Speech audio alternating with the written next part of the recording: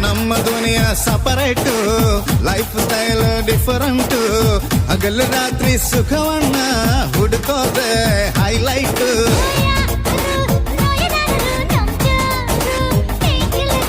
ಯಾರು ಬೋರು ಅನ್ನರು ನಮ್ಗ್ಯಾರು ಅಷ್ಟು ಥ್ರಿಲ್ಲರು.